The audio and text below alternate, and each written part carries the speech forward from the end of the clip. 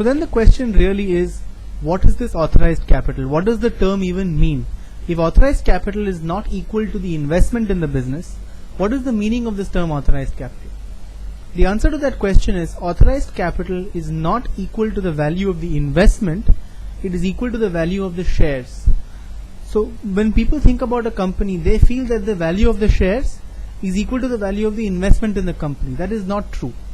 So for instance, if you look at a company like Tata Motors or Reliance, they have 1 lakh shareholders. Each share is worth say 500 rupees. So the value of the shares in the company is equal to 500 into 1 lakh. That is the value of one share into the value of the number of shares of the company. On the other hand, the amount of investment in the company may be much more than that. So when you talk about authorized capital is only the value of the shares in the company. Coming back to a small company or an entrepreneur with a startup, let's think about a large chocolate cake as the shares of the company. So authorized capital is that large chocolate cake which represents the entire shareholding or the entire shares of the company. You can divide that chocolate cake into a number of smaller bits and then give it out to different people.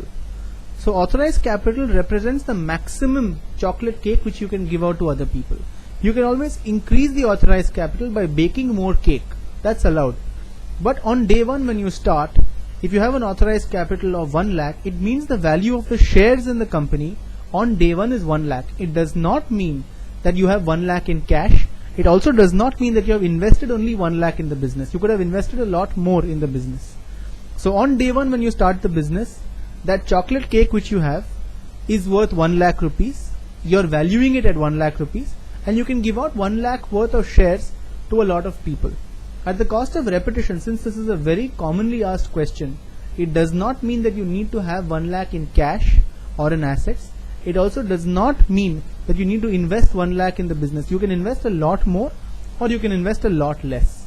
So if you have any further questions, do log on to vakilsearch.com or contact one of our customer service executives. Thank you so much.